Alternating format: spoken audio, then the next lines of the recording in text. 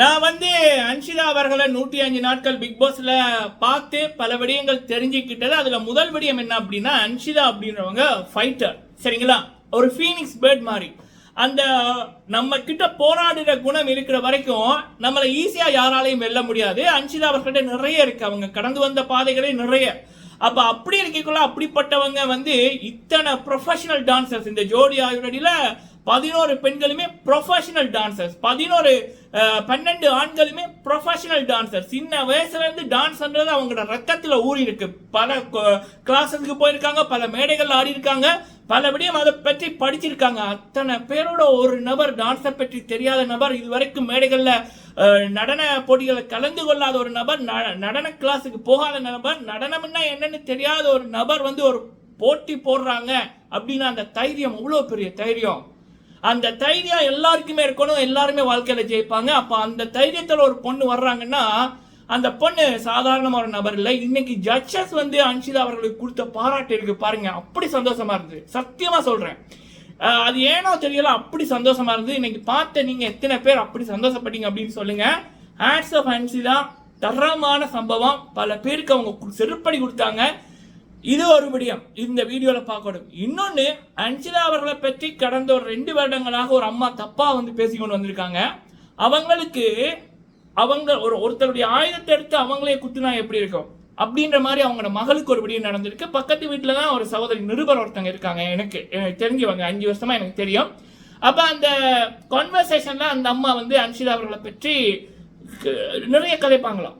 இப்போ சோசியல் மீடியாலலாம் நிறைய அன்ஷிதா பற்றி ஏதாவது ஒருத்தங்க யாராவது தப்பா சொன்னா அப்படி சந்தோஷப்படுவாங்களாம். அவங்களுக்கு வாழ்க்கையில கடவுள் கொடுத்த தண்டனை அது என்ன அப்படின்றத பார்க்கலாம், சரிங்களா? இது இன்னைக்கு மத்தியானம் எனக்கு கிடைச்ச செய்தி. அடுத்தது பாத்தீங்க அப்படின்னா, நம்மளுடைய முத்துக்குமரன் அவர்கள் விஜய் சேதுபதி அண்ணா அவர்களை சந்தித்து சில விடயங்கள் சொல்லியிருக்காரு. உண்மையில ஒருத்தருடைய வெற்றிக்கு காரணம் என்னன்னா இப்படிதான் இருக்கணும். ராணாஃப் இதை பார்த்ததுக்கு அப்புறமா கத்துக்கொள்ளுங்க, சரிங்களா? ஓகே, அது என்ன விடயம் அப்படின்றத பார்க்கலாம். முத்து அவர்களுடைய படங்கள் தொடர்பான சில விடயங்கள்.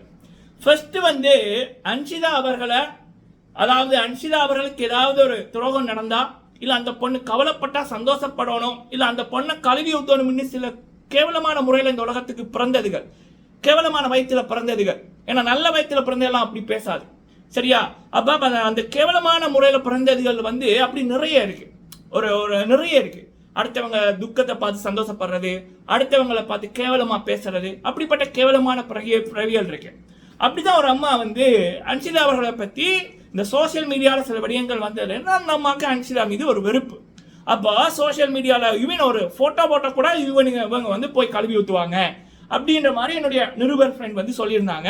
இப்படி ஒரு பிரவி ஒன்று இருக்கு பக்கத்து வீட்டில் தான், நான் பல தடவை சொல்லி பார்த்துட்டு அது கேட்கல, 50 வயசு அவங்களுக்கு அப்படின்ற மாதிரி.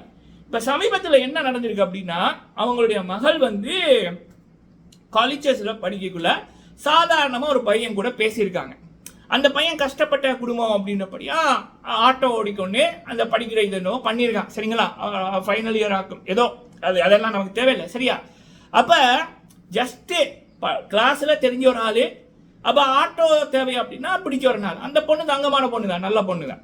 ஆனா இந்த உலகம் இருக்குல்ல, இந்த சமுதாயம் அப்படின்றது அது என்ன கதையை கட்டி விட்டுருக்குன்னா, இந்த பொண்ணு இந்த பையனோட சுத்துது, கிளாஸ்ன்னு சொல்லி போட்டு இந்த பையன் கிட்ட தான் பேச போகுது அப்படின்ற மாதிரி அந்த வாட்ஸ்அப் குரூப்ல இது போட்டு அக்கம் பக்கம் வீடு காது மூக்கு வச்சு கதைக்க ஆரம்பிச்சிருக்காங்க. இப்ப அந்த பொண்ணை பத்தி அந்த ஏரியாக்குள்ள இதுதான் அந்த பையனோட பேரை போட்டு சொல்றது.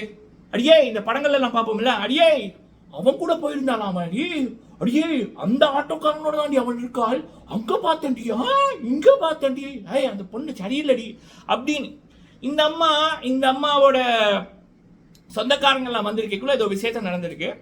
ஒரு கிழமை என்ன தங்கியிருக்காங்க போல இருக்கு, நாரி போயிட்டு அந்த கதை சொந்தக்காரங்களுக்கு எல்லாம் தெரிய இவங்களுக்கு பெரிய மன உளைச்சல், ப்ரெஷர்ன்னு நேற்று ஹாஸ்பிட்டலில் போய் செக் எடுத்து போட்டு மருந்து மாத்திரைலாம் எடுத்துட்டு வந்திருக்காங்க. ஏமா, இதுதான் அந்த அம்மாவுக்கு மட்டும் இல்லை, ஒரு பொண்ணை பற்றி கூட இருந்து பார்க்காம, தலையும் தெரியாம வாழும் தெரியாம, மீடியால ஒரு வியூக்காக ஏதோ கேவலமான முறையில் பிறந்த ஒரு குப்பை ஏதோ ஒரு விடயத்தை போடைக்குள்ள, இல்லை ஒரு கான்வர்சேஷனை ஒரு தன்னோட புருஷன் அழிஞ்சாலும் பரவாயில்லன்னு கேவலமான முறையில் ஒருத்தி சோசியல் மீடியாவில் ஒரு கான்வர்சேஷனை வெளியில போடைக்குள்ள அதை நம்பி நாக்கில் நரம்பு இல்லாமல் சில கூட்டம் வந்து பேசுமில்ல, அத்தனை கூட்டத்தில் குடும்பத்திலையும் இப்படி ஏதாவது நடக்கணும். அதுகள் பெத்து போட்ட பிள்ளைகளுக்கு ஏதாவது இப்படி நடக்கணும், இல்லை அதுகளோட வாழ்க்கையில் இப்படி ஏதாவது நடக்கணும். அப்போதான் அதுகளுக்கு புரியும் எவ்வளோ தூரம் வேலை இப்படி இருக்கும். நம்ம தெரியாத ஒரு விடயத்தை நம்ம இப்படியெல்லாம் பேசக்கூடாதுன்னு. எனக்கு சாவிடா அப்படின்னு சாவி நல்லா அப்படின்ன மாதிரி தான் இருந்துச்சு, சந்தோஷமா இருந்துச்சு அதை கேட்கல. கடவுள் இருக்காரு. அன்ஷிலா அவர்களை பற்றி தப்பா பேசின அத்தனைக்கும் அவங்களோட வாழ்க்கையில, அந்த பேசினதுகளோட வாழ்க்கையில இப்படி நடக்கணும். மனசார சொல்றேன், சரியா? ஓகே, சரி. இது வந்து சந்தோஷமா நம்ம சொல்லிக்கிறோம் மக்களே. நீங்க யாரு ஒரு விடயம் தெரியாம ஒரு நபரை பத்தி அவங்களுடைய பர்சனல் வாழ்க்கைய ஒரு கதையை வச்சு நீங்க அவ்வளவு தூரம் ஒருத்தங்க மீது ஒரு நெகட்டிவிட்டி திணிக்கிறீங்களோ, அது அப்படியே 10 மடங்கு உங்களுக்கு வரும். சரிங்களா? இது நான் இந்த விடயத்தில் மட்டும் இல்லை, லாஸ்ட்லி அவர்களுக்கு கூட ஒரு கூட்டம் வந்து ஒரு நெகட்டிவிட்டியை கூட பரப்பிக்கணும். 2022 இதை நான் சொல்லியிருப்பேன். ஜனனி அவர்கள் பிக் பாஸ்ல இருக்கக்குள்ள எவன் ஒருத்தன் அமுதவாணன் அவர்களோட ஒரு கதையை கட்டிவிட அதையும் நம்பிக்கொண்டு ஒரு கூட்டம் வந்து பண்ணிக்குள்ள அந்த கூட்டத்துக்கு நான் அப்படிதான் சொல்லியிருப்பேன். தெரியலைன்னா மூடிக்கிட்டு இருக்கணும், சரியா? கூட இருந்து பார்த்தீங்கன்னா மட்டும் அதை கூட நீ பேசாத, அது அவங்களோட வாழ்க்கை. ஓகே மக்களே, சரி. அப்படி இருக்கக்குள்ள இன்னைக்கு ஓகே ஜோடி ஆர் யூ ரெடி? சத்தியமா சொல்றேன், இன்னைக்கு பண்ண பர்ஃபார்மன்ஸ்லயே அன்ஷிதா அவனுடைய பர்ஃபார்மன்ஸ், ஈவன் ஜட்ஜஸே சொல்றாங்க சாண்டி சுந்தர் அண்ட் அன்ஷிதா அவங்களுடைய பர்ஃபார்மன்ஸ்ல அன்ஷிதா அவர்கள் வந்து சாண்டி சுந்தர் ஓவர்டேக் பண்ணிட்டாங்க, அவங்க அடிதூள் பண்ணிட்டாங்கன்னு அப்படி பாராட்டுறாங்க. சத்தியமா அவ்வளவு கியூட்டா இருந்தது. நம்ம இதுவரைக்கும் பார்க்குற நம்ம சவுத் சினிமாவில் ஒரு ஹீரோயினுக்கு என்ன தேவை அத்தனையும் அவங்க கிட்ட இருக்கு. அந்த அழகு இருக்கு பாருங்க, வேற மாதிரி கியூட், ரொம்ப கியூட். அதுவும் பிரபுதவாசர் அவர்களுடைய படத்துல அவங்க ஒரு பாட்டுக்கு இப்படி பேர் எடுக்கிற சாதாரண விடயம் இல்லை. ஸோ அன்ஷிதா ஒரு ஃபீனிக்ஸ் பேர்ட், கண்டிப்பா இந்த சீசன் 2 ஜோடி ஆயுரடியில எதிர்பாருங்கள் அப்படின்ற மாதிரி அன்ஷிதான்ற ஃபைட்டர் ஒரு சம்பவம் பண்ணுவாங்க. அது பல பேருக்கு ஒரு முன்னுதாரணமாக அமையணும்ன்றது என்னுடைய விருப்பம். இன்னைக்கு அன்ஷிதா தான் டாக் ஆஃப் த டவுன், சரிங்களா? சிறப்பு, சரிங்களா? நான் என்ஜாய் பண்ணேன் மக்களே, அவ்வளவு அற்புதமா இருந்தது. இதுவரைக்கும் அந்த ஒரு 11 பெண் போட்டியாளர்கள் பண்ணாலும் அவங்க கிட்ட இல்லாத ஏதோ ஒன்று இவங்க கிட்ட இருக்கு. அது என்னன்னு எனக்கு சொல்ல தெரியல. பொதுவா இப்ப டான்ஸ்ல நிறைய ஜிம்னாஸ்டிக் எல்லாம் வந்தது, ஆனா ஒரு டான்ஸா பெண்களுக்கு இருக்க வேண்டிய அந்த நளினம், அந்த அழகு, அந்த அந்த மென்மை, அதெல்லாமே இவங்க கிட்ட இருந்தது, இவங்களுடைய பெர்ஃபார்மன்ஸ் இருந்தது. அதனாலே இது ஒரு தனித்துவமா இருந்தது, ரொம்ப ரசிக்கிற மாதிரி இருந்தது, சரிங்களா? சிறப்பு. ராணி அபினவுடையது வந்து ஒரு இன்டர்நேஷனல் லெவல்ல இருந்தது.